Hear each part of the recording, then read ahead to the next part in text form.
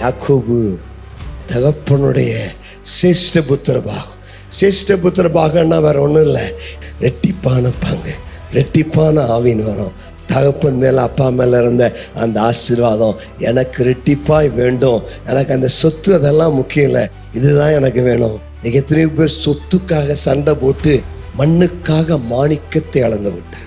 எனக்கு சொத்து இல்லை, நீ வேணா வச்சுக்கடா, எனக்கு எங்க அப்பா அதை விட டபுளா தர வல்லவர். அதுதான் தேவனுடைய பிள்ளையினுடைய விசுவாசம். நான் அந்த சொத்துக்காக உங்கள்கிட்ட சண்டை போட்டிருக்க மாட்டேன், இதற்காக உங்கள்கிட்ட போட்டி போட்டு என்னுடைய ஆவியின் அபிஷேகத்தை வல்லமை இழந்து விட மாட்டேன். உன்னை விட கர்த்தர் எனக்கு டபுளாய் தந்து என்னை ஆசீர்வதிக்க வல்லவர். நான் சிலுவை எடுத்து இயேசுவின் பின்னே போக துணிந்தபடினால வானத்தையும் பூமிக்கு சொந்தக்காரான தேவன் என்னை உன்னை விட பல மடங்கு ஆசீர்வதிக்க வல்லவர். அதுதான் யாக்கோபுடைய விசுவாசம். உங்களுக்கு யார் வேண்டும்? இந்த இயேசு வேண்டுமா? அல்லவட்டால் உலகம் வேண்டுமா?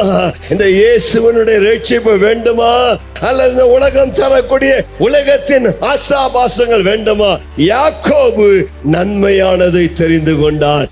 ஆகவே தான் தேவன் யாக்கோபை அளவில்லாமல் ஆசீர்வதித்தார். கர்த்தருக்கு மகிமை உண்டாவதாக.